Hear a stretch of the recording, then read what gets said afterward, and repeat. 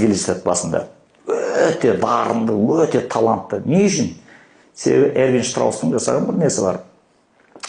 Сендердің аталарының мықты болатын себебі ол генетикадан емес, ол генетика бар, иә, жет атаға түспей қыз алу, анау мынау деген. Одан бөлек қазақтар Алтын Орданың дәуірінде бертінге шейін осы көшкен кезде 2,2 километрге дейін көшетін болған. Ол көшу деген не? Сен өзің ойлай, сен 3 жасар, 4 жасар есің біліп қалған қызсың, баласың. Сен көктемде бір жерде туасың, жазда сен 500 километр жерде бір көлдің жағасында отырсың. Күзде сен 500 километр тағы ары қарай кетесің. Қыстың күні тағы 500 километр тағы бір жерге таудың үңгірдің ішінде ығында қыстап шығасың да қайтып келесің. Сен барып келе жатқан кезде мына жақтан кіші жүздердің атыраудан екінші бір линиясы келе жатады.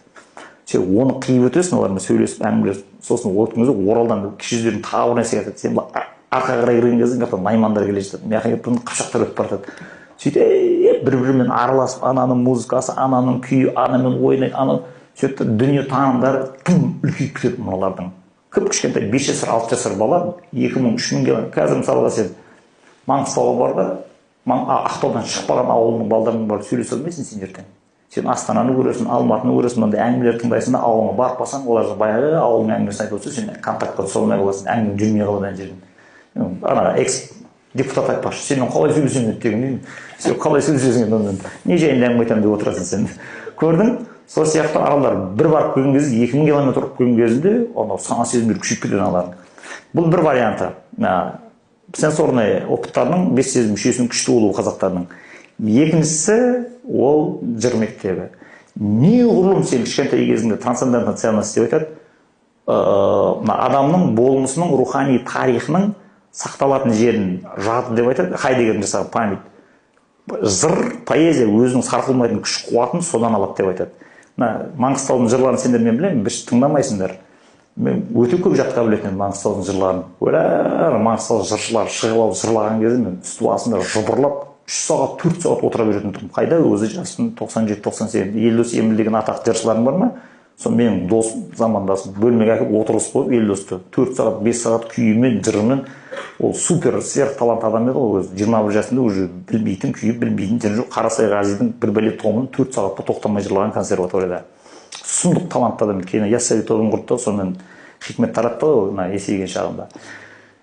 Бұл жырмен келеді. Неғұрлым ана жырды көп тыңдаса, соғұрлым жауынгер халыққа айналады. Сендердің жаңағы адайлар бүйтіп жүреді деп жүргендерің ғой, жай ғана руының адай болғандар емес. Ар жақтан инерция қатты келеді, жыршылар отырады жағында. Түсіндің ба? Өз Қазақстанда цивилизация тез тудыруға қабілетті 3 облыс бар. Бірінші Қызылорда, екінші Маңғыстау, үшінші Ақтөбе. Осы 3 облыс күшіне мінетін болса, бүкіл Қазақстанға аспанға атып жібереді.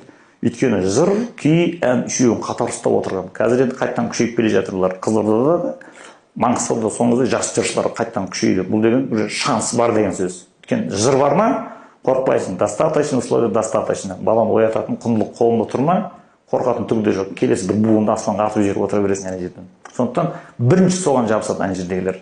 Ал ол ұмытылатын болса, енді Маңғыстаудан бір шетінен күшейіп кетті. Ноғаевтың кезінде облыс әкімі ол қатты көмектесті жыршыларға, өнер адамдарына. Сондықтан Маңғыстау бір сатып қайттан көтеріліп алды. Қызылорда сондай потенциалмен сәл әлсіреп тұр. Себебі чиновниктер сәл Ноғаевқа жете алмады.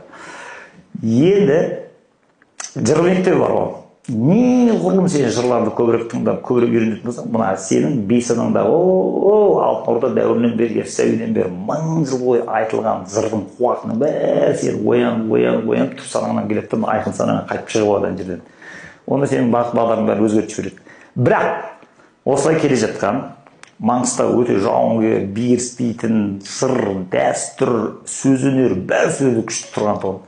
Бәленің бәрін құртқан Голощекин 38 жыл кетті, ашаршылық ұйымдастырады бұл оңбаған. Келеді бүкіл Қазақстан қырып жіберген кезде 50% қазақ бір күнделіп қалған бір жылдың ішінде. 3,5 миллион